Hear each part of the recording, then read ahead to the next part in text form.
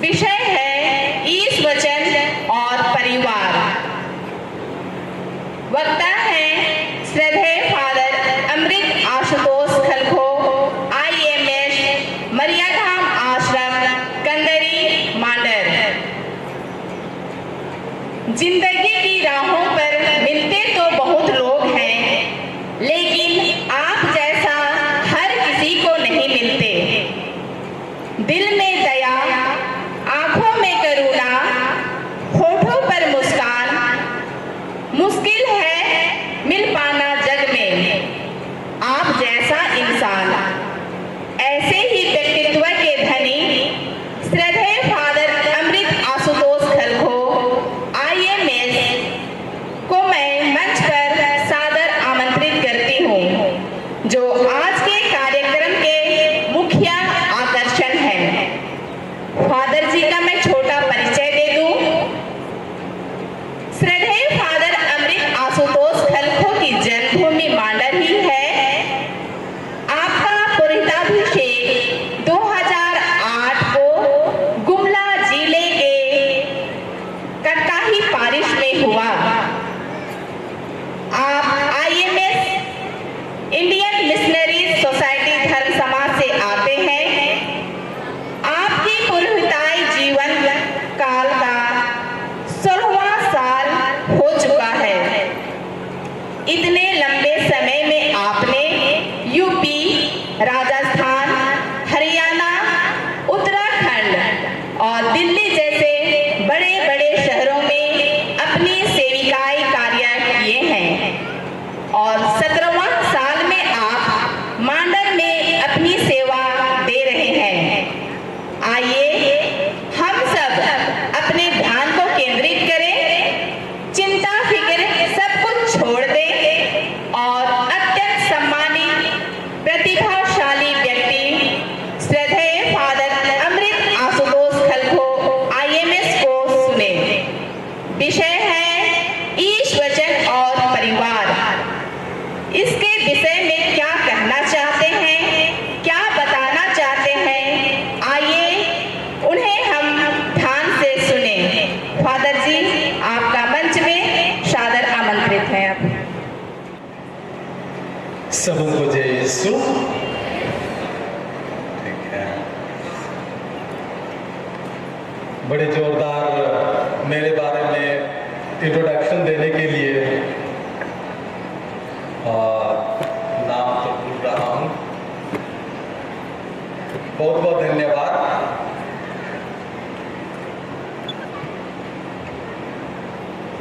परम आदरणीय फादर प्रसन्न सिरके जी, हमारे मांडर भिखारियत के डीन, हमारे मांडर डीनरी के डीन, पल्ली पुरोहित यहाँ अनुपस्थित हैं, आए तो चले गए, और फादर नीलम और कोई अच्छा फादर लोग भी हैं, सारे सिस्टर्स, कैथोलिक महिला संघ मांडर भिखारियत की कार्यकारिणी समिति के सभी सदस्य और इस वार्षिक आम सभा में उपस्थित आप सभी माता बहनों, बेटियों, सबों का हार्दिक स्वागत है। सबसे पहले मैं मांडर भिखारियत के महिला संघ की सारी कार्यकारिणी समिति, सचिव, सभानेत्री और कोषाध्यक्ष का धन्यवाद करना चाहूँगा कि उन्होंने मुझे इस बड़े समारोह में, इस बड़े सभा में आप सभी को संबोधित करने का मौका प्रदान किया, मुझे इस योग्य समझा। वास्तव में मैं जब उन्होंने मुझसे कहा कि आपको इस सभा के लिए एक प्रवचन देना होगा, मैंने बहाना बनाने की कोशिश की, यह कहते हुए कि मैं बड़ा भाषणबाज वाला नहीं हूँ, यह कहते हुए भी कि मैं हालेलुया वाला नहीं हूँ। कोई बढ़िया अच्छे वक्ता को आप चुन लीजिए, खोज लीजिए, लेकिन माँ लोगों ने मेरा पीछा नहीं छोड़ा और इस कारण से आज यहाँ पर आ गया हूँ, आप सभी के सामने अपने विचार इस ईश वचन और परिवार विषय पर अपने विचार प्रस्तुत करने के लिए। इसलिए विशेष रूप से सभी माताओं को जिन्होंने मुझे आमंत्रित किया और आप सभी जो यहाँ पर उपस्थित हैं, ध्यानपूर्वक सुन रहे हैं, आप सभी का मैं अपना वक्तव्य शुरू करने से पहले ही बहुत बहुत धन्यवाद देना चाहता हूँ। वास्तव में यहाँ पर मैं धन्यवाद ज्ञापन या तो स्वागत भाषण के लिए नहीं आया हूँ, कह सके चलते शायद पता नहीं चल रहा होगा, लेकिन फादर नीलम को मैं बोल रहा था कि अंदर में दुख हो रहा है। मैं बड़ा भाषणबाज वाला नहीं हूँ, तो इसलिए थोड़ी दिक्कत होती है। तो नीलम ने कहा हम लोग साथ हैं, चिंता मत करो, डरो मत। और प्रभु यीशु भी वही कहते हैं, डरो मत, मैं तुम्हारे साथ हूँ। तो आइए, आज भले मेरी स्थिति डामाडोल है, आपकी स्थिति तगड़ी है, और इस कारण से आपकी स्थिति जब तगड़ी है तो आपकी तगड़ी स्थिति से मैं थोड़ा ताकत लेने का प्रयास करूंगा और आप लोगों को इस विषय पर अपने विचार अच्छी तरह से देने का प्रयास करूंगा। जब हम ईश वचन और परिवार या तो परिवार में ईश वचन का महत्व के बारे में विचार करते हैं, तो सबसे पहला सिंपल साधारण सा सवाल उठता है, परिवार क्या है? कोई बोलना चाहेगा? परिवार क्या है? छोटी कलीसिया है, वेरी गुड। परिवार एक छोटी संस्था है जो व्यक्ति के विकास में महत्वपूर्ण भूमिका निभाती है। यह हमारे लिए सुरक्षा, प्रेम और सहारा प्रदान करता है। संत मार्कुस के सुसमाचार में अध्याय 10 पर संख्या 6 और 7 में हम लोग पढ़ते हैं, किंतु सृष्टि के प्रारंभ से ही ईश्वर ने उन्हें नर और नारी बनाया। इस कारण पुरुष अपने माता पिता को छोड़ेगा और दोनों एक शरीर हो जाएंगे।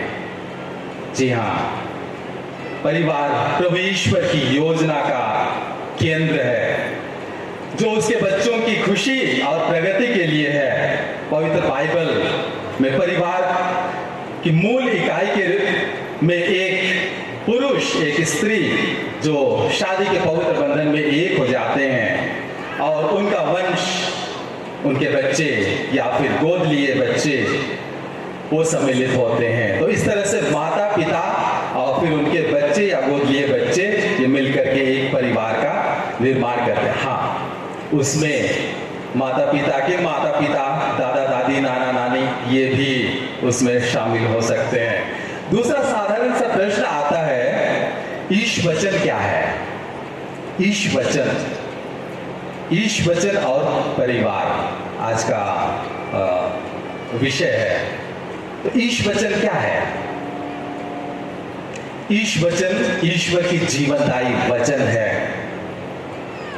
यह हमारे जीवन का मार्गदर्शक है। यह सिर्फ धर्म ग्रंथों में नहीं, लेकिन हमारे जीवन में जीने के लिए, हमारे जीवन में और हमारे परिवारों में जीने का एक महत्वपूर्ण हिस्सा है। बच्चों से साधारणतः मैं हमेशा ये प्रश्न पूछता हूँ, जब हम इसी ईश वचन और परिवार पर विचार करते हैं, साधारण सा और दूसरा प्रश्न उठता है, हमें किसने बनाया है? हमें किसने बनाया है? ईश्वर ने। मैंने आपकी आवाज तो नहीं सुनी, लेकिन आपका जो मुंह चल रहा था तो उसमें हमें लगा कि ईश्वर ने। आपने बिल्कुल सही जवाब दिया। ईश्वर ने हमें बनाया है। कैसे बनाया है? अपने स्वरूप में। आप लोग भी बोल रहे हैं, सुन तो नहीं पाया। ईश्वर ने हमें अपने स्वरूप में बनाया। तो ईश्वर का स्वरूप कैसा है? ईश्वर का स्वरूप कैसा है? आपके और मेरे जैसा है कि नहीं? जी, ईश्वर का स्वरूप जो हम एक दूसरे को देखते हैं, वैसा ही ईश्वर का स्वरूप है। तो ये सवाल उठता है, ईश्वर ने हमें बनाया, अपने रूप में बनाया, तो उसने हमें क्यों बनाया? आज के विषय वस्तु से पूरी तरह ये मेल खाती है। ईश्वर ने हमें क्यों बनाया? कि हम उसको जाने उसको प्यार करें, उसकी सेवा करें और स्वर्ग में अनंत काल तक उनके साथ हम निवास करें। ईश्वर की योजना यही है, हम में से हर एक जन को बनाने के पीछे कि हम अपने सृष्टिकर्ता को जाने, उसको पहचाने और यह जीवन जो उन्होंने हम लोगों को दिया है उसके लिए और उसके असंख्य वरदानों के लिए जो हम लोगों के जीवन में वो बार बार देते रहते हैं, हमारे जीवन के अंत तक वो हम लोगों को अपनी आशीष कृपाओं से भरते रहते हैं। उन वरदानों के लिए हम ईश्वर को धन्यवाद दें। और उसने जो मुझको हमें अपने प्रतिरूप में बनाए हैं, हमारे पड़ोसियों को भी, आपको और हमें भी अपने प्रतिरूप में बनाया है, तो इन सारे ईश्वर के प्रतिरूपों को अर्थात हमारे भाई बहनों को, हमारे माता पिताओं को, बाल बच्चों को, सबों को हम सब में हम ईश्वर को देख सकें, उनकी सेवा करते हुए हम ईश्वर की सेवा कर सकते हैं।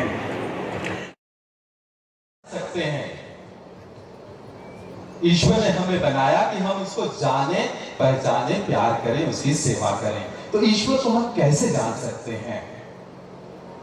आपका और मेरा यह सौभाग्य रहा है। हम सभी ख्रिस्त परिवार से हम सभी आए हैं। हम में से कुछ लोगों ने शायद बाद में बपतिस्मा भी लिए होंगे, लेकिन अधिकांश हम लोगों का जन्म ही ख्रिस्त परिवार में, ख्रिस्त परिवेश में हुआ। और इस कारण से जब हमारा जन्म ख्रिस्त परिवेश में हुआ, परिवार में हुआ, तो बचपन से ही हम लोग उस प्रभु ईश्वर के बारे में अपनी प्रार्थनाओं में और बाइबल वचन में, हम लोग मिसा बलिदान में हम उस प्रभु ईश्वर के बारे में सुनते आए हैं। और इस कारण से हम लोगों का, आपका और हमारा यह सौभाग्य है कि हम उस ईश्वर को अपने जीवन में सुन सकते हैं, पहचान सकते हैं। ईश्वर के वचन के माध्यम से हम ईश्वर को पहचान सकते हैं।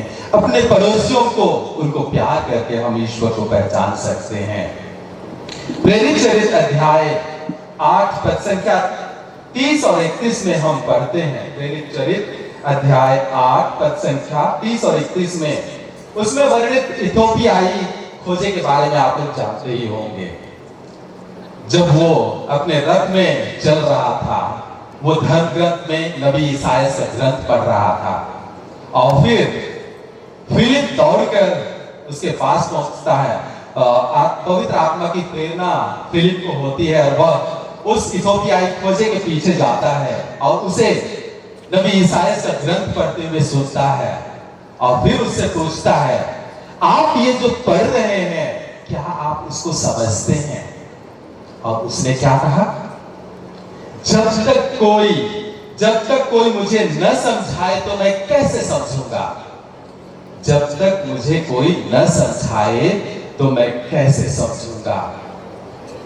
आप और हम ख्रिस्त परिवेश में, ख्रिस्त परिवार में पैदा हुए हैं और इस कारण से बचपन से हम सुनते पढ़ते आए हैं ईश वचन को और इस कारण से हम उसे समझते हैं, या थोड़ा समझते हैं या ज्यादा समझते हैं, लेकिन कुछ ना कुछ हम जरूर समझते हैं। लेकिन जिन्होंने प्रभु के वचन को, प्रभु को नहीं पहचाना है, अगर वो प्रभु के वचन को पढ़ते हैं, यूं ही पढ़ते हैं, उनके समझ में नहीं आएगा। प्रभु के वचन को, ईश वचन को, प्रभु ईश्वर को पहचानने के लिए, उनको समझने के लिए हमें पवित्र आत्मा की जरूरत होती है। और फिर साथ ही साथ एक जो उस वचन का उल्लेख करे, उस वचन का की व्याख्या करे, एक व्याख्याता की भी जरूरत होती है। और इस तरह से जब कोई हमें, जैसे कि फिलिप उस इथोपियाई खोजे को ईश वचन समझाता है कि नबी ईसाया क्या कहना चाह रहे हैं, किस प्रभु ईश्वर के बारे में वो बतला रहे हैं, लिखे हुए हैं, जिसके बारे में वो पढ़ रहे हैं, फिलिप उनको समझाता है और फिर खोजे उस प्रभु में विश्वास करता है, फिर वो बपतिस्मा ग्रहण करता है। विधि विवरण ग्रंथ अध्याय 6 पद संख्या 6 और 7 में हम पढ़ते हैं, जो शब्द मैं तुम्हें आज सुना रहा हूं वे तुम्हारे हृदय पर अंकित रहे, तुम उन्हें अपने पुत्रों को अच्छी तरह सिखाओ। घर में बैठते या राह चलते, शाम को लेटते या सुबह उठते समय उसकी चर्चा करो। बचपन से ही हम सभी ने प्रभु ईश्वर के वचन को, ईश वचन को पवित्र मिस्सा बलिदान में, अपने पारिवारिक प्रार्थना सभा में और अन्यत्र भी जब हम ईश वचन पढ़ते हैं उसको सुने हैं, अपने कानों में हम पढ़े हैं उसे अपनी जिह्वा से। जब मूसा ने इस्राएलियों को विधि विवरण के ये वाक्य, ये शब्द उनको सुनाए, जो शब्द मैं आज तुम्हें सुना रहा हूं वे तुम्हारे हृदय पर अंकित रहे वगैरह वगैरह, तो मूसा विशेष रूप से अपने बच्चों और भावी पीढ़ी के आध्यात्मिक जीवन में सक्रियता और इसमें माता पिता की भूमिका, भागीदारी की आवश्यकता पर वो बल देते हैं, उसकी ओर वो इंगित करते हैं। माता पिता दोनों मिलकर परिवार का निर्माण करते हैं और इसलिए पवित्र धर्म ग्रंथ का पाठन और उसके पालन की शुरुआत इसी परिवार से होनी चाहिए, इसी परिवार से उसकी शुरुआत होनी चाहिए। ईश्वर ने विधि विवरण ग्रंथ के इन वाक्यों को, जिसे मैंने अभी पढ़ा, घर में बैठते या राह चलते, शाम को लेटते या सुबह उठते समय तुम उसकी चर्चा करो, तुम उन्हें अपने पुत्र पुत्रियों को अच्छी तरह सिखाओ। ये जिम्मेदारी माता पिता की है, आपकी और हमारी है। और इस समय जब महिला संघ की आम सभा में आप सभी यहाँ आए हैं, एक परिवार को आप अपने दिल में लेकर के आए हैं। उस परिवार को ईश वचन से सराबोर करना आपका, हम में से हर एक जन की जिम्मेदारी है। ईश वचन का पाठ हम किस तरह से अपने परिवार में कर सकते हैं?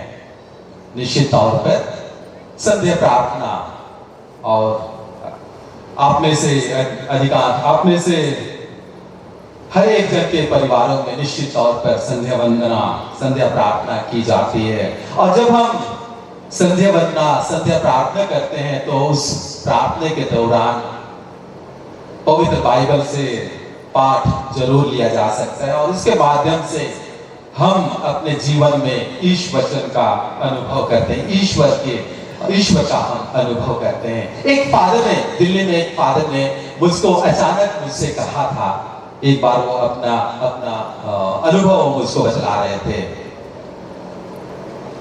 आज वो कह रहे थे मुझसे, आज मैं जो कुछ भी हूं वो मेरे माता पिता के कारण है। उन्होंने मुझे जीवन दिया, उन्होंने मुझे विश्वास दिया। आज मैं फादर हूं, वो कहते हैं आज मैं फादर हूं तो मैं मेरे माता पिता की बदौलत, उन्होंने जो मुझे विश्वास दिया उसके कारण से आज मैं फादर हूं। लेकिन उन्होंने यह भी कहा, आजकल के बच्चे काफी उद्दंड हो गए हैं, वो किसी की बात नहीं सुनते हैं, वे चर्च, विनती प्रार्थना, मिस्सा पूजा से दूर करते जा रहे हैं। शायद यहाँ आप लोगों के बीच में ऐसी स्थिति नहीं हो, लेकिन हकीकत यह है कि आज की युवा पीढ़ी धीरे धीरे चर्च से दूर होती जा रही है। खुद अपने बारे में अगर मैं कहूं तो मेरे जीवन में भी मेरे माता पिता का बहुत बड़ा हाथ है। उनकी बदौलत ही मैं भी आज एक पुरोहित के रूप में आपके सामने खड़ा हूं। मेरी मां कटकाहीपल्ली के क्रूसडी गांव में रहती थी, पिताजी मॉडर्न में मास्टर करते थे और इस कारण से हम लोग बच्चे लोग सारे मॉडर्न डेरा खाना में रहते थे। 10वीं की परीक्षा लिखने के बाद पिताजी ने मुझसे कहा, फादर बनना चाहते हो, फादर बनेंगे बोलते हो, उराव तो बोलना आता नहीं है और फिर फादर बनोगे, जब फादर बनोगे गांव में जाकर के मिस्सा चढ़ाओगे, गांव के लोगों को उराव में उपदेश कैसे दोगे? जाओ गांव और उराव सीखो, उसके बाद फादर बनना। मैं 2 महीने करीब मैट्रिक लिखने के बाद रिजल्ट निकलने तक मैं गांव में मां के साथ था और उस समय मैंने अपनी मां की जिंदगी को देखा कि किस तरह से मेरी मां अपने जीवन में इस सुसमाचार को जिसको आप और हम पढ़ते हैं, सुसमाचार के जो मूल्य हैं उनको वह किस तरह से छोटे छोटे रूपों में, अभी कुछ ही दिन पहले हम लोगों ने 1 तारीख को संत तेरेसा ऑफ लिसियो, बालक यीशु की संत तेरेसा का पर्व मनाया। उन्होंने कोई बड़ा काम नहीं किया, लेकिन छोटे छोटे कामों में के माध्यम से उन्होंने वो संत ठहराई गई, और न सिर्फ संत, उन्हें डॉक्टर ऑफ द चर्च, कलीसिया के धर्म प्रेरित के रूप में उनको कलीसिया सम्मान देती है। तो मेरी माँ को मैंने वहां उन 2 महीनों में देखा, और उनकी हरकत क्या थी मैं बताना चाहता हूँ। हमारे गांव से होकर के अगले गांव जाने के लिए, हमारा घर गांव के आखिरी कोने में है, और हमारे गांव से होकर के दूसरे गांव तरफ जाने के लिए रास्ता निकलता है। और इधर हमारे गांव से पहले करीब 1.5 किलोमीटर 2 किलोमीटर आगे दूसरा गांव है। शायद कुछ माँ लोग गए हुए थे मेरे ऑर्डिनेशन में, उन्होंने देखा होगा। तो लोग जब हमारे घर से होकर के जाते थे किसी भी समय दिन के, सुबह शाम या दोपहर में, मेरी माँ की एक गलत आदत थी, उरा में अनको, अनसे, अनले, अंधा, मतलब जो भी जिस वाक्य से वो उनको पुकार सकती थी, उस वाक्य से वो उनको पुकारती, और फिर उनको घर बुलाती, घर में बैठाती, और फिर उनको बासी पानी, बासी भात, अगर चाय का समय है तो चाय पिला देती थी। मैंने हमेशा अधिकांश बार मैंने कई बार माँ से पूछा, आप इनको जानते हो क्या घर में बुलाए हो? अधिकांश स्थिति में मेरी माँ ने यही कहा, नहीं, मैं नहीं जानती हूं कि वो कौन है। और उसका फल कई बार ये भी हुआ कि हमारे घर में कई बार चोरी डकैती भी हुआ, लेकिन भले वो तो दूसरी बात है।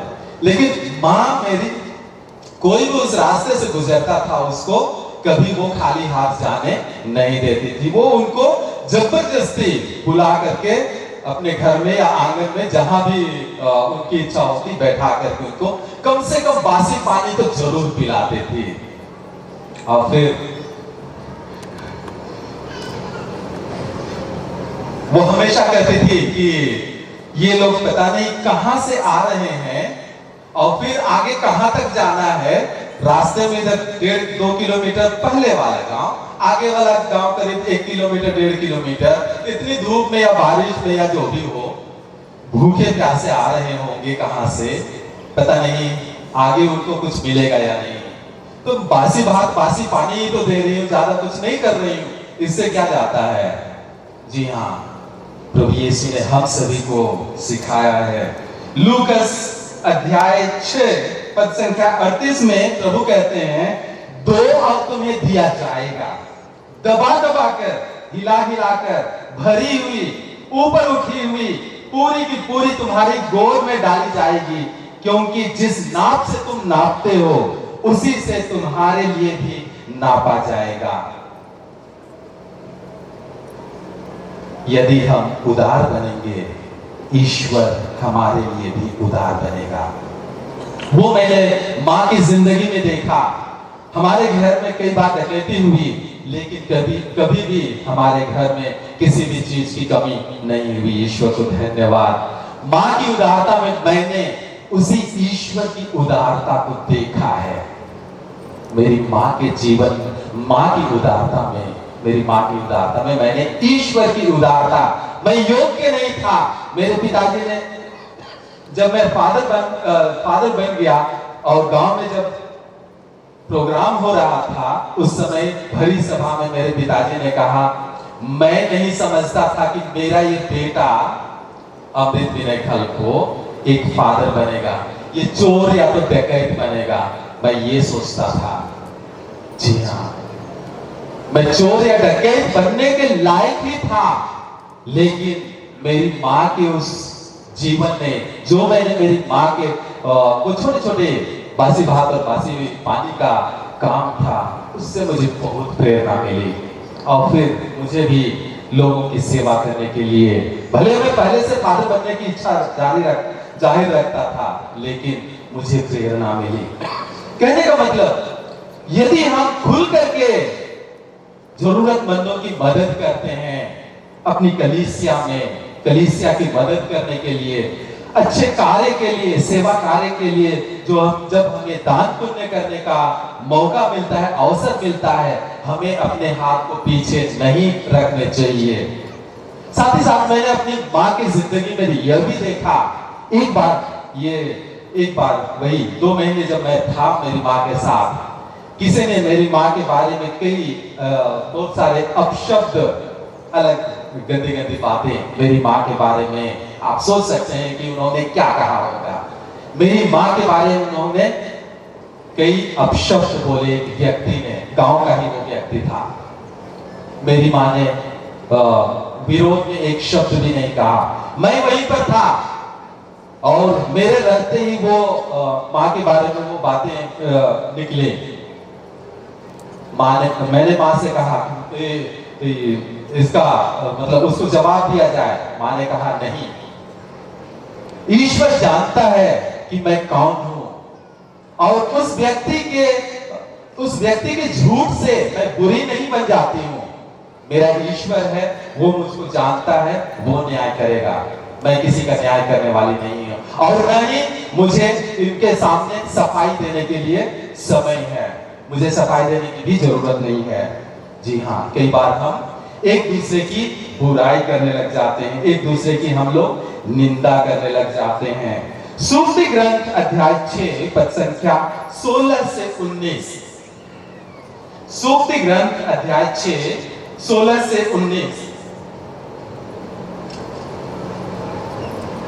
उसमें लिखा है, प्रभु 6 बातों से बैर रखता और 7 बातों से घृणा करता है। वो कौन कौन से? 6 और 7। घमंड भरी आंखें, झूठ बोलने वाली जिह्वा। मेरी माँ के बारे में जिसने कहा था वो, सॉरी मैं बयान नहीं करूंगा। घमंड भरी आंखें, झूठ बोलने वाली जिह्वा, निर्दोष रक्त बहाने वाले हाथ, कपटपूर्ण योजनाएं बनाने वाला हृदय, बुराई की ओर बढ़ने वाला पैर, असत्य बोलने वाला झूठा साक्षी, और भाई बहनों में लड़ाई झगड़ा कराने वाला व्यक्ति।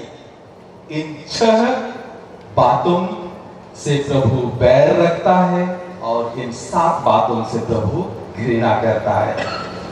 उसी क्रम में संत याकूब के पत्र अध्याय 4 पद संख्या 1 में हम पढ़ते हैं, आप एक दूसरे की निंदा नहीं करें। जो अपने भाई या बहन की निंदा करता या उनका न्याय करता है, वह संहिता की निंदा और न्याय करता है। हमें भी एक दूसरे की निंदा नहीं करनी चाहिए, एक दूसरे के ऊपर हमें कीचड़ उछालना नहीं चाहिए। मैंने भी अपनी माँ से सीखा। उस दिन जब उनके ऊपर कीचड़ उछाला गया, उसने कहा, ईश्वर जानता है, वही न्याय करेगा। मुझे ईश वचन और परिवार विषय पर अपने वक्तव्य देने थे, लेकिन मैं अपनी माँ की तारीफ करने में लग गया। तारीफ इसलिए भी मैं करना शुरू किया क्योंकि शुरुआत हुई कि हम ईश्वर को कैसे जान सकते हैं। ईश्वर को हम अपने माता पिता के जीवन से सर्वप्रथम जानते हैं। किस तरह से हमारे माता पिता हैं, उसी तरह से हम उनके बाल बच्चे होते हैं। और इस कारण से माता पिता को, अपने परिवार को प्रभु की राह पर चलाने की एक बड़ी जिम्मेदारी है। आप सभी के हाथों में वो जिम्मेदारी दी गई है। उस फादर ने, जिसने मुझसे कहा कि मेरे माता पिता के कारण से मैं फादर हूं, उसने मुझसे पूछा, आपका क्या विचार है, आप क्या करना चाहते हो? मैं भी अगर आपसे पूछूंगा कि हमारे माता पिता बुजुर्ग जो हैं या तो चले गए, हमारे माता पिता अच्छे थे जिसके कारण से आज हमें ईश वचन में अपने जीवन को चलाने का अवसर मिला, आप क्या कहेंगे? जरूर मैंने भी हामी भरते हुए यही कहा, आपका कहना सही है। मैंने ये भी कहा लेकिन आज की माताएं भी गलत नहीं हैं। आज की माताएं भी उसी प्रभु ईश्वर के वचन के अनुसार अपने जीवन को चलाने का प्रयास और अपने बच्चों को उसी प्रभु ईश्वर के वचन के अनुसार अपने परिवार का संचालन करने के, अपने बच्चों को शिक्षा देने का प्रयास करती हैं। लेकिन जो चुनौती उन दिनों थी, आज की चुनौती अलग है। यदि मैं आपसे पूछूं आज की चुनौती क्या है, तो आप क्या कहेंगे? सबसे पहले तो कोरोना के समय शुरू हुआ, और कोरोना से भी पहले जियो ने जब मोबाइल में डेटा फ्री कर दिया, और फिर कोरोना के समय बाल बच्चों में भी ऑनलाइन क्लास के माध्यम से मोबाइल आ गए, उनके हाथ में लैपटॉप और टैबलेट्स आ गए। उन दिनों की, पुराने जमाने की उन दिनों की चुनौती और आज की चुनौती में काफी फर्क है। आज के दिन अगर हम देखें तो चर्च के प्रति लगातार लोगों में उदासीनता आती जा रही है। कई बार चर्च खाली रह जाते हैं। यहाँ की स्थिति तो अच्छी है, लेकिन कई जगह चर्च खाली भी मिलते हैं। कारण कई तरह के कारण हो सकते हैं। हो सकता है एक फादर के रूप में, एक सिस्टर के रूप में हम लोग कलीसिया को एक अच्छा उदाहरण नहीं देते हो, लेकिन इसका मतलब यह भी नहीं हुआ कि उस हमारे मतलब फादर सिस्टर्स के या तो जो हमारे अधिकारी हैं उनके अच्छे उदाहरण न होने के कारण आप ईश्वर से दूर हो जाएं। नहीं, ये गलत है। मेरी मां चाहती तो उस बात का विरोध कर सकती थी। मेरी मां चाहती तो लोगों को भूखे प्यासे वहां से गुजरने दे सकती थी, लेकिन उन्होंने ऐसा नहीं किया। उन्होंने एक दूसरा रास्ता चुना, और आपका और हमारा दायित्व बनता है, चाहे हमें किसी भी तरह की परिस्थिति से क्यों ना गुजरना पड़े, हमें अपने प्रभु को नहीं छोड़ना है। कई बार चर्च में और कलीसिया में धर्म शिक्षा का अभाव आजकल, अभी थोड़े दिन पहले मानव पारिश में सीएलसी के बच्चों के लिए कुछ प्रोग्राम दे रहा था, कुछ यही अपने प्रवचन दे रहा था। तो उस समय विज्ञाना मैडम वो बतला रही थी कि 8वीं 9वीं 10वीं या किन क्लासों में वो कैटेकिज्म पढ़ाती हैं।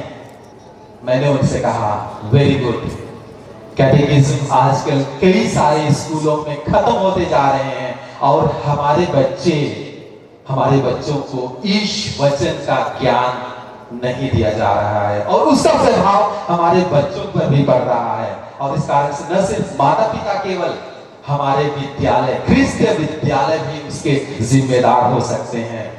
आज के डेट पे, आज के दिनों में होमवर्क, घर काम, प्रोजेक्ट, एक्स्ट्रा क्लास आदि कई तरह से, ट्यूशन, कई तरह से हमारे बच्चों के ऊपर पढ़ाई का लोड थोप दिया जाता है। और इस कारण से जब रविवार का दिन आता है तो माता पिता कई बार यह भी कहते हैं, इतवार का दिन ही तो मिलता है हमारे बच्चे को आराम करने के लिए, बाकी दिन तो ये सब या तो ट्यूशन जा रहा है, या क्लास जा रहा है, या होमवर्क कर रहा है, भागम भाग मेरे बच्चे लगे रहते हैं। और इस कारण से इतवार के दिन मैं अपने बच्चे को सोने देता हूं। गलत है। भले ही इतवार ही एक दिन उनको मिलता है, लेकिन उसमें भी हमें अपने बच्चों को पवित्र गिरजाघर में मिस्सा बलिदान के लिए उनको लाना है। सरकार ने माता पिता के हाथ से छड़ी हटा दी। अभी मैं आपको बतला रहा था, मेरे पिताजी कह रहे थे कि ये फादर बनने लायक नहीं था, ये तो चोर या डकैत बनता। मैं ऐसा मेरा सोचना था, मैं चोर था। अभी एक माता पिछले साल का पढ़ रही थी, उसमें वो भी आया था कि वो बेटा या बेटी वो बतलाती है कि अगर आपने मुझको सुधारा होता तो मैं जेल नहीं जाती। मेरे पिताजी ने मेरी अच्छी धुलाई की मतलब अच्छी तरह से। मांस की छुट्टी तो उनके पास हमेशा रहता था। स्कूल में तो नहीं पीटते थे मुझको, अपने बेटे जैसा वो दुलार करते थे, लेकिन घर आकर के उसका सारा कसर निकाल देते थे। धर्म ग्रंथ में, सूक्ति ग्रंथ अध्याय 13 पद संख्या 24 में प्रभु ईश्वर कहता है, जो छड़ी नहीं लगाता है वह अपने पुत्र का शत्रु है, अपने पुत्र पुत्री का शत्रु है। और जो अपने पुत्र पुत्री से प्यार करता है उसे दंड देने में हिचक नहीं। ईश्वर भी जिसे प्यार करता है उसे दंड देता है। आज के दिनों में मनोरंजन के बहुत सारे साधन हैं। मोबाइल, जो मैंने आपसे कहा, radio, TV, computer, video game, gym, mall और कई तरह के मनोरंजन के कार्य, मनोरंजन के साधन। और इन मनोरंजन के साधन आज के डेट के अगर हम ध्यान दें तो ये हमें एक दूसरे से अलग करते हैं। लेकिन अगर आप पुराने जमाने के मनोरंजन के चीजों को आप अगर याद करें, पिट्ठू जो खेलते थे, वो लोग क्या वो गेम होता था, बित्ती और फिर छुआ छुई, लुका छिपी, आप लोगों ने खेला होगा। मैं भी खेलता था और पिट्ठू बना करके बड़ा सा बनाते थे और लड़कियों को तो ज्यादा ही जोर पीटता था। तो उन दिनों के जो मनोरंजन के चीज होते थे, उन दिनों के मनोरंजन के जो खेल होते थे वो हम लोगों को आपस में बांटते थे। भले हम लोग, मैं जोर से पीटता था लेकिन वो बोलते थे, दादा इतना जोर क्यों मारते हो, ये सब होता था। और फिर साथ ही साथ गांव और शहरों में दोनों तरफ पीयर प्रेशर, मतलब एक ही उम्र के जो लोग हैं वो, अभी कुछ साल पहले जब मैं शुरू फादर बना था, गांव तरफ गया हुआ था, तो कहीं से मैं गुजर रहा था, केड़क बल्ली के बगल से गुजर रहा था। बच्चों की छुट्टी हो गई थी और भी छोटे छोटे बच्चे करीब 8-9 साल के होंगे, वो एक दुकान के बगल में एक गली थी, उसमें अंदर घुसे थे घर की तरफ, किसी घर की तरफ, और फिर उधर से निकले और फिर उनके हाथ में सिगरेट था। मैंने उनसे कहा, आप अभी तो बच्चे हो, अंडा से अभी बाहर निकले हो और फिर सिगरेट फूंक रहे हो। उन्होंने मुझसे क्या कहा, आप तो पुरानी पीढ़ी के हो, ये हमारा नया, ये हमारे जमाने का फैशन है। पीयर प्रेशर, एक हम उम्र के लोगों का, वो पीता है तो हम भी पिए, सावधान। तो आज की चुनौती जो है वो उन दिनों की चुनौती नहीं है। जैसे वो फादर ने मुझसे कहा कि मेरे माता पिता के कारण से मैं आज फादर हूं, मैं उनकी बात से सहमत हूं, लेकिन आज के माता पिता भी ऐसा नहीं कि वो अपने बच्चों का ख्याल नहीं रखते, लेकिन आज की जो चुनौती है वो और भी ज्यादा प्रबल है। और इस कारण से माता पिता की जिम्मेदारी आज और भी ज्यादा बढ़ जाती है। ऐसा नहीं है कि उन जिम्मेदारियों के कारण आज के माता पिता ये कहें कि हम इस कारण से अपने बच्चों को नहीं संभाल सकते हैं, नहीं।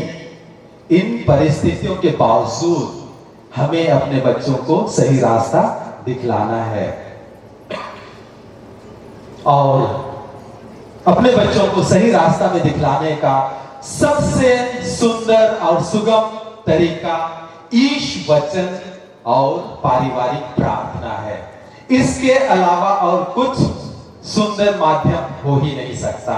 जिन परिवारों में पारिवारिक प्रार्थना होती है, जिन परिवारों में संध्या वंदना, कम से कम संध्या वंदना प्रार्थना होती है या रोजरी होती है और उनमें बाइबल वचन पढ़े जाते हैं, वो परिवार एक साथ जुड़ा होता है ईश्वर में और उन परिवारों में इन चुनौतियों का सामना करने के लिए शक्ति मिलती है ईश्वर की ओर से। आप बुरा ना माने तो मैं आपसे पूछूं कि आप में से कितनों के परिवारों में पारिवारिक प्रार्थना होती है? कितने लोग हाथ खड़ा करना चाहेंगे? कितनों के परिवार में पारिवारिक प्रार्थना होती है? Very good, okay, thank you. अधिकांश हाथ खड़े हैं। मुझे याद है मेरे पिताजी ने हमें एक दिन भी बिना प्रार्थना के खाना खाने नहीं दिया।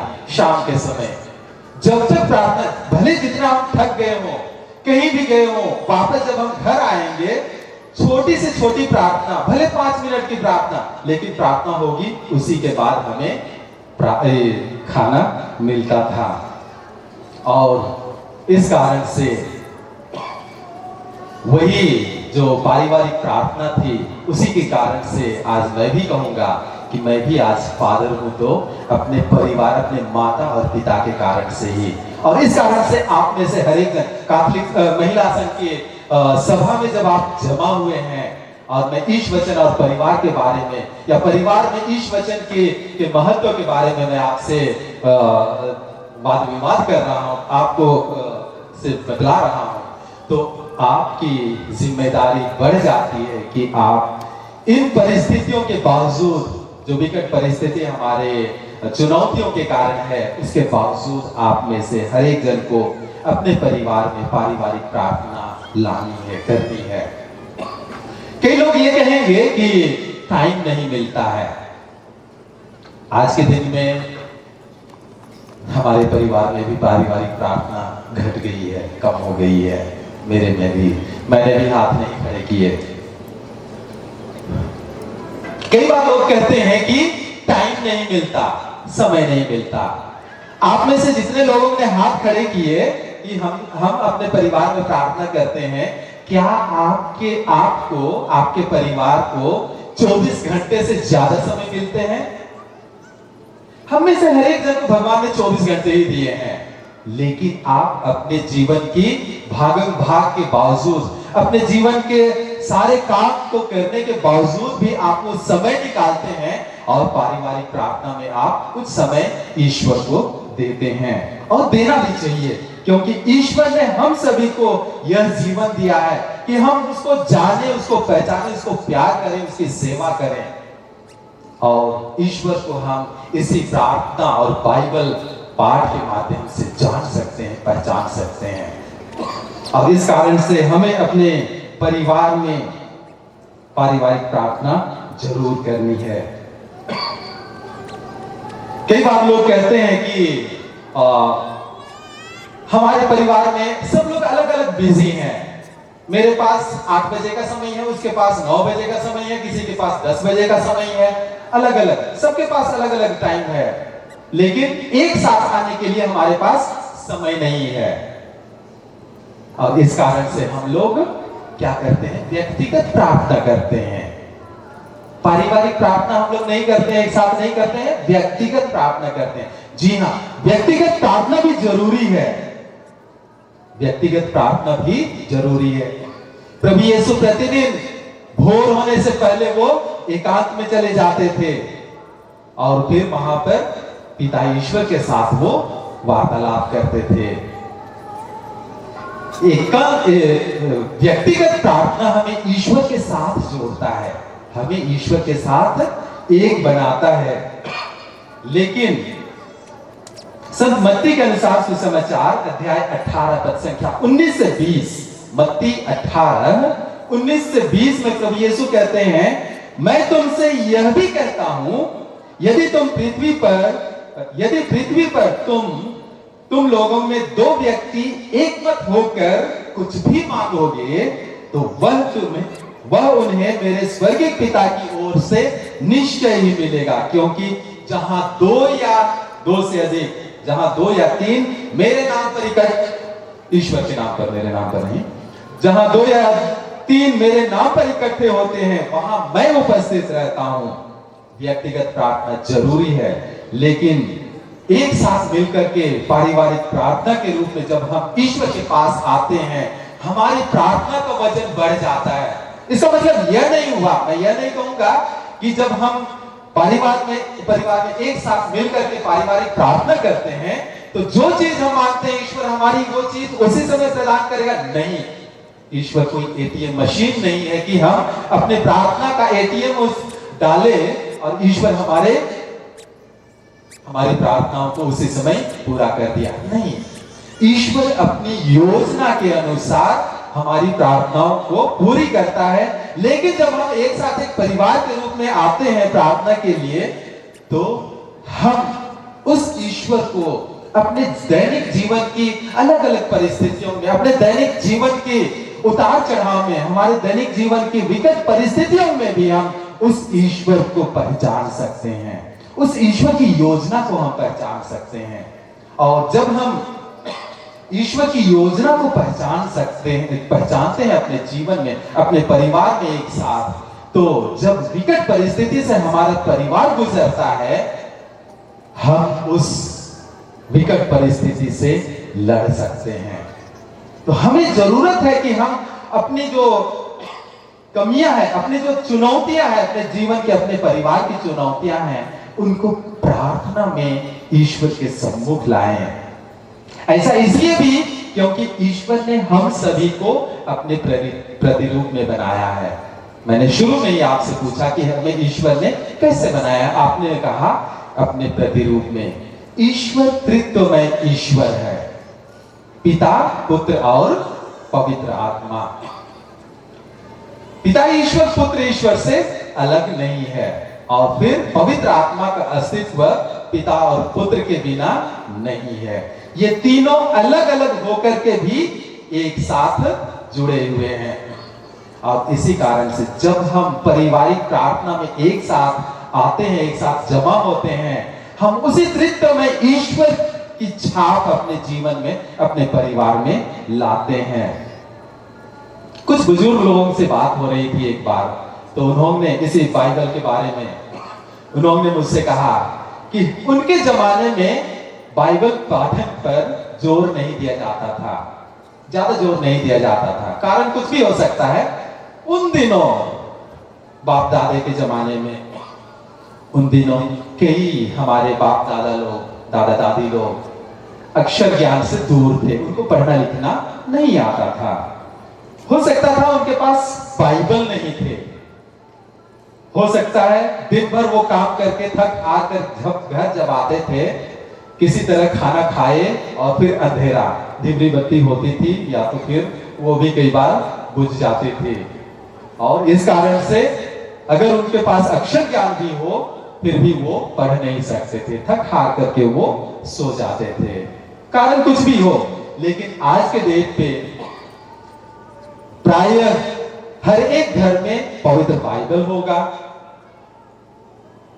आज के डेट पे जो मोबाइल हमारे पास है, मोबाइल में बाइबल ऐप है, आप मोबाइल से भी बाइबल पढ़ सकते हैं। बाइबल पढ़ने के लिए जोर भी दिया जाता है। बाइबल क्विज अलग अलग जगहों पर पारिशों में कंडक्ट किया जाता है, आयोजित की जाती है, और इस तरह से बाइबल पढ़ने के लिए हम लोगों को प्रोत्साहित किया जाता है। और इस कारण से हमारे दायित्व बनता है कि हम अपने परिवार में ईश वचन के पठन पाठन के को प्रोत्साहित करें। अपने दैनिक प्रार्थना में, अपने शाम की प्रार्थना में ईश वचन के पाठन को सम्मिलित करें। छोटा ही सही, लेकिन ईश वचन को जरूर उसमें सम्मिलित करने का प्रयास करें। संत लूकास के अनुसार सुसमाचार अध्याय 6 पद संख्या 47-49 में कहते हैं, प्रभु कहते हैं, जो मेरे पास आकर मेरी बातें सुनता और उन पर चलता है, वो उस मनुष्य के सदृश है जो घर बनाते समय गहरा खोदता और उसकी नींव चट्टान पर डालता। बाढ़ आती और जल प्रवाह उस मकान से टकराती, किंतु वह कुछ नहीं होता, वो घर नहीं ढहता, क्योंकि वह घर बहुत मजबूत बना हुआ होता है। परंतु जो मेरी बातें सुनता और उन पर नहीं चलता, वो उस मनुष्य के सदृश है जो बिना नींव डाले भूमि तल पर अपना घर बनाता। जल प्रवाह की टक्कर लगते ही वह घर ढह जाता है और उसका सर्वनाश हो जाता है। ईश वचन हमारे ख्रिस्त विश्वास का आधार है। ईश वचन के माध्यम से हम अपने विश्वास को पाते हैं, अपने विश्वास में मजबूती पाते हैं। अपने परिवार में ईश वचन को अधिकाधिक महत्व देने का प्रयास करने का प्रयास करें। आज जब हम ईश वचन और परिवार विषय पर विचार कर रहे हैं, तो जब हम अपने परिवारों में ईश वचन को महत्व देते हैं, उसका पठन पाठन करते हैं, तो उसके क्या फायदा है, उसका क्या लाभ हम लोगों को मिलता है। सबसे पहला, परिवार के सदस्यों में आध्यात्मिक विकास होता है। जैसे कि पहले ही मैंने पढ़ा विधि विवरण ग्रंथ से, जो शब्द मैं तुम्हें आज सुना रहा हूं वे तुम्हारे हृदय पर अंकित रहे, तुम उन्हें अपने पुत्र पुत्रियों को सुनाओ, घर बैठते, रात चलते, शाम लेटते उठते उसकी चर्चा किया करो। प्रतिदिन बाइबल पाठ से, ईश वचन के पाठ से हमारे बच्चों में, हम सभी के जीवन में आध्यात्मिक उन्नति आती है और दैनिक चुनौतियों का सामना करने के लिए हमें बल मिलता है। हमारे घर ख्रिस्त केंद्रित बन जाते हैं और हमारा घर जब हम ईश वचन को अपने जीवन में लाते हैं, उसका पठन पाठन करते हैं, हमारा घर ख्रिस्त केंद्रित बन जाता है। हम अपने परिवार में प्रभु ईश्वर को प्रमुखता देने लगते हैं। जब परिवारों में ईश वचन का पाठ नियमित रूप से होता है तो वैवाहिक बंधनों में मजबूती आती है। इफिसियों के नाम पत्र में संत पौलुस कहते हैं, अध्याय 5 पद संख्या 33 में कहते हैं, आप लोगों में हर एक अपनी पत्नी को अपने समान प्यार करे और पत्नी अपने पति का आदर करे। पति और पत्नी एक दूसरे का सम्मान, प्यार और आदर करें। यदि हम ईश वचन में अपने जीवन को चलाते हैं, हमारे वैवाहिक बंधन मजबूत होगा। परिवार में नैतिक मूल्यों का निर्माण होता है। बच्चे नैतिक मूल्यों में आगे बढ़ते हैं। पवित्र बाइबल की शिक्षाएं प्रेम, दया, क्षमा, करुणा, विनम्रता और ईमानदारी जैसी नैतिक और पारिवारिक मूल्यों की नींव स्थापित करती है। मैंने शुरू में ही अपनी माँ की जीवनी के बारे में बतलाया कि किस तरह से मेरी माँ छोटे छोटे काम से लोगों को बासी भात और बासी पानी पिलाती थी, लेकिन ईश्वर की प्रेम, दया, करुणा और क्षमा मैंने उस मेरी माँ से सीखा है। और ईश वचन हम लोगों के परिवार में होगा तो हमारे बच्चे भी उसी ईश्वरीय गुणों से मजबूत होंगे। नैतिक गुणों से हमारे बच्चे, हमारे परिवार मजबूत होंगे। आपसी संबंध मजबूत होते हैं। बच्चों में, माता पिता में और फिर आस पड़ोस के लोगों में एक दूसरे के साथ आपसी संबंध मजबूत होता है। ईश वचन के पठन पाठन को पारिवारिक परंपरा और धरोहर बनाना हमें जरूरत है, क्योंकि जैसे वो फादर मुझसे कह रहा था कि मेरे माता पिता ने मुझे सिखाया और उस कारण से मैं आज फादर हूं। मेरी भी वही स्थिति, मैंने भी वही कहा, लेकिन उसी क्रम को आप में से, हम में से हर एक जन को अपनी भावी पीढ़ी के लिए भी जारी रखना है। लेकिन इसका मतलब यह नहीं हुआ कि यदि किसी के परिवार से फादर सिस्टर नहीं आए तो इसका मतलब उनके परिवारों में प्रार्थना नहीं होती है, ईश वचन का पाठ नहीं होता है। ऐसी बात मैं नहीं कह रहा हूं। हमारे परिवारों में ईश वचन को प्रमुखता से जगह देना जरूरी है, ये बात मैं आप लोगों के सामने रख रहा हूं। भावनात्मक समर्थन, जैसा कि धर्म ग्रंथ में लिखा है, धर्म ग्रंथ में जो कुछ लिखा गया था वह हमारी शिक्षा के लिए लिखा गया था, जिससे हमें उससे धैर्य तथा सांत्वना मिलती रहे और इस प्रकार हम अपनी आशा बनाए रख सकें। रोमियो के नाम पत्र अध्याय 15 पद संख्या 4। ईश वचन हमारे पारिवारिक और व्यक्तिगत जीवन के कठिन क्षणों में हमें आशा और दिलासा प्रदान करता है, जिससे परिवार के सदस्य एक साथ मिलकर के उन चुनौतियों का सामना कर सकते हैं। और इसके लिए ईश वचन को हमारे परिवार में लाना जरूरी है। जीवन के उद्देश्य की समझ और पवित्र बुलाहट के लिए प्रोत्साहन। यदि हमारे परिवारों में ईश वचन को प्रमुखता दी जाती है, यदि हमारे परिवारों में पारिवारिक प्रार्थना नियमित रूप से होती है, तो उन परिवारों में ईश बुलाहट के लिए, पवित्र बुलाहट के लिए अधिकाधिक प्रोत्साहन मिलता है। सेवा और सहयोग के कार्यों को प्रोत्साहन मिलती है। मैंने आपसे कहा मेरी माँ क्या कर रही थी। मेरी माँ अपने उस साधारण से जीवन में ईश वचन को अपने जीवन में जी रही थी और उसको देख करके मुझे भी अपने जीवन में छोटे छोटे रूपों में ईश वचन को, ईश्वर की शिक्षा, आज्ञा को जीने की शिक्षा मिलती है। तो ईश वचन हम लोगों को एक दूसरे की मदद करने के लिए, जैसे प्रभु यीशु कहते हैं, तुम एक दूसरे को प्यार करो जैसे मैंने तुम्हें प्यार किया है। तुम एक दूसरे के पैर धो जिस तरह से मैंने तुम्हारे पैर धोए हैं। और इस तरह से हम एक दूसरे की मदद के लिए, एक दूसरे की सेवा सहायता के लिए ईश वचन और प्रार्थना में जीवन हम लोगों को प्रेरित करता है। साथ ही साथ ईश वचन हम लोगों को संघर्ष समाधान में मदद करता है। हमारे जीवन में कई बार विपरीत परिस्थितियां आती हैं, जो मैं आप लोगों से कह रहा था कि पिछले दिनों की, बीते दिनों की, बाप दादाओं के जमाने की जो चुनौती थी और आज की चुनौती अलग है।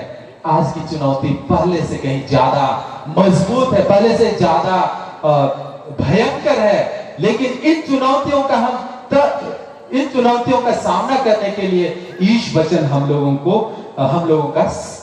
को सहयोग देता है। सतमत्ती के अनुसार सुसमाचार अध्याय 18 पद संख्या 15 में प्रभु कहते हैं, यदि तुम्हारा भाई या बहन कोई अपराध करे तो जाकर उसे अकेले में समझाओ। पहले अकेले में समझाओ, फिर बाद में एक दो लेकर के, और फिर वगैरह वगैरह। ईश्वर चाहता है कि हम एक दूसरे की मदद करें। आप बुरा ना मानिएगा, आज महिलाओं की आम सभा है। कई बार हम लोग टीका टिप्पणी, कानाफूसी, गोसिप करते हैं। महिलाएं कई बार इसके लिए महिलाओं के बारे में ज्यादा ही बोला जाता है, उनको बदनाम किया जाता है कि महिलाएं गोसिप ज्यादा करती हैं। हम लोग भी, पुरुष लोग जो हैं, हम लोग भी गोसिप करते हैं, लेकिन महिलाओं के चलते हम लोग बच जाते हैं। तो भी ईश्वर चाहता है कि हम एक दूसरे की टीका टिप्पणी ना करें, लेकिन उनको सुधारें, उनको समझाएं, उनको अच्छी राह दिखाएं। आज जब हम इस समय ईश वचन और परिवार विषय पर मनन चिंतन कर रहे हैं, इस समय सबसे सुंदर प्रेरणा का स्रोत मैं देखता हूं तो वह है माता मरियम। जरूर संत मोनिका है, लेकिन उनसे भी बढ़कर के माता मरियम। एक बार जब माता मरियम को स्वर्गदूत का संदेश मिला, उन्होंने कहा, देख मैं प्रभु की दासी हूं, आपका कथन मुझ में पूरा हो जाए। और उसके बाद उसने जीवन के अंत तक अपने आप को ईश्वर की सेवा में समर्पित कर दिया। जब कभी गलेरियों के माध्यम से ईश वचन उनको मिला, ज्ञानी मंजूषियों के माध्यम से ईश वचन का संदेश उनको मिला, माता मरियम को, या तो जब प्रभु यीशु को मंदिर में समर्पण करने ले गए तो वहां अन्ना नबिया के माध्यम से उनको ईश वचन का अनुभव मिला। माता मरियम ने इन सभी ईश वचनों को, ईश्वर की प्रेरणा को अपने दिल में उन्होंने संजो कर रखा और उस पर मनन चिंतन किया। आज हम सभी का भी यह दायित्व बनता है कि हम अपने परिवारों में, अपने अपने घर में हम कम से कम छोटी संध्या वंदना प्रार्थना जरूर करें और उसमें ईश वचन को जरूर सम्मिलित करें, क्योंकि यह हमें ईश्वर की शिक्षा के अनुसार जीने के लिए आमंत्रित करता है, प्रेरित करता है और हमें बल देता है। आइए आज जब इस समय हम ईश वचन और परिवार विषय पर मनन चिंतन कर रहे हैं, आप जब महिला संघ की वार्षिक आम सभा में यहाँ एकत्र हैं, मैं माता मरियम की मध्यस्थता से, संत मोनिका की मध्यस्थता से प्रभु ईश्वर से यही प्रार्थना करूंगा कि ईश्वर आप में से हर एक जन के परिवारों को आशीष प्रदान करे। जिन लोगों के परिवारों में पारिवारिक प्रार्थना होती है, वेरी गुड, कंटिन्यू, जारी रखिए और भी मजबूत बनाइए। लेकिन जिन परिवारों में प्रार्थना नहीं होती है, जैसे मैं कह रहा था कि मेरे परिवार में भी नहीं होती है, इन परिवारों के में भी जल्द ही ईश्वर की प्रेरणा से पारिवारिक प्रार्थना शुरू हो जाए। ये शुभकामनाएं मैं आप लोगों को देता हूँ। और ये जो सुंदर आम सभा आप लोगों ने आयोजित की है और इसमें थोड़े अपने विचार प्रस्तुत करने के लिए मुझे आमंत्रित किया, मानव भिखारियत की महिला संघ की कार्यकारिणी समिति, आप सभी को मैं बहुत बहुत धन्यवाद देता हूं। और आप सभी ने भी जो धैर्य पूर्वक, ध्यान पूर्वक मेरी छोटे नहीं, 1 घंटा पूरा हो चुका है। 1 घंटा की इस वक्तव्य को सुना ध्यान से, उसके लिए मैं आप सभी को भी धन्यवाद देता हूँ और ईश्वर से यही प्रार्थना करता हूँ कि ईश्वर आप सभी के जीवन को हमेशा आशीषित करे, आप सभी के जीवन को अपनी शिक्षा से प्रेम, सेवा, दया, करुणा, क्षमा से विकसित करे, मजबूत बनाए, ताकि आप ईश्वर के, प्रभु यीशु के सच्चे शिष्य बन सके, सच्चे अनुयायी बन सके और अपने बच्चों का और अपने परिवार का सुंदर मार्गदर्शन कर सके, आपका परिवार सुंदर बने। यही ईश्वर से मेरी कामना है। सबको जय यीशु। बहुत बहुत धन्यवाद और बोरिंग भाषण के लिए आपसे माफी। जय यीशु। धन्यवाद।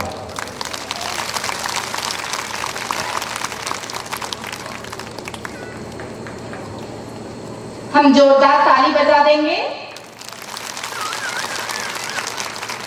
हमारा सौभाग्य है कि आपने हमें संबोधित किया। फादर जी को धन्यवाद देने के लिए मैं चानोपल्ली की सभा नेत्री श्रीमती पूनम कुजूर को मंच पर आमंत्रित करती हूँ।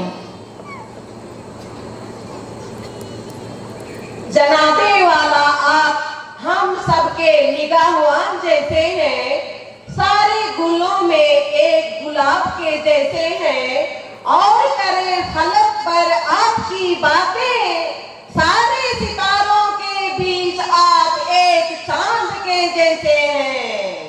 यहाँ उपस्थित श्रद्धेय फादर अमृत आशुतोष खलको IMS मरियाधाम कंदरी मांडर से इस हरी भरी जंगल, झाड़, झरने, प्राकृतिक छटा, शांतिमय वातावरण, भक्तिमय स्थानों में हम सभी माताओं को चुन चुन करके यहाँ फादर के सुंदर वचन को सुनने के लिए यहाँ पर हम सभी को आमंत्रित किया है और सुनाने के लिए, सुनने के लिए, और जो भी वचन अभी हम सभी ने सुने उसे परिवार में पालन करने के लिए।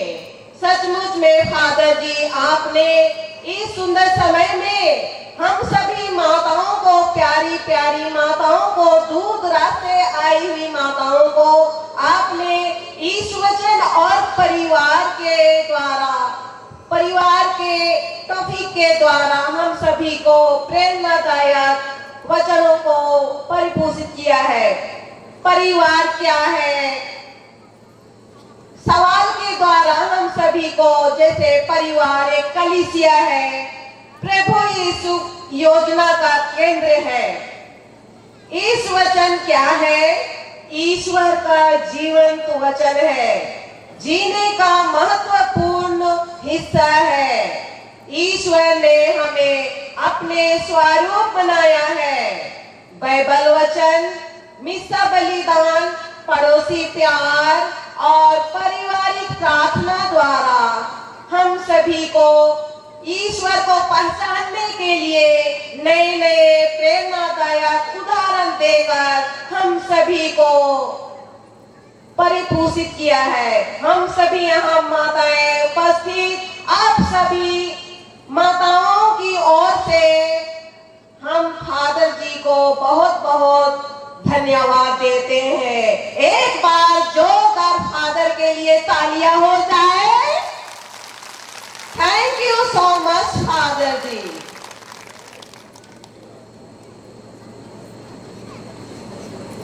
धन्यवाद हमारी चानोपल्ली की सभानेत्री श्रीमती पूनम कुजूर को।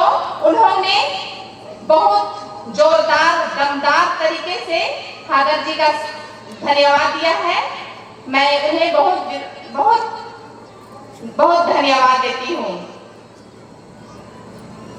फादर जी को धन्यवाद देने के लिए मैं हमारी भिखारियत कमेटी को मंच में आमंत्रित करती हूँ।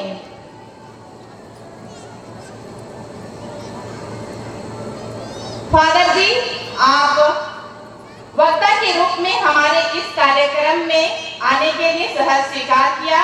हम माताएं आपसे बहुत खुश हैं और धन्यवाद स्वरूप हम माताओं का प्यार अर्पित करने के लिए मैं भिखारी सभानेत्री को आमंत्रित करती हूँ। हम जोरदार तालियां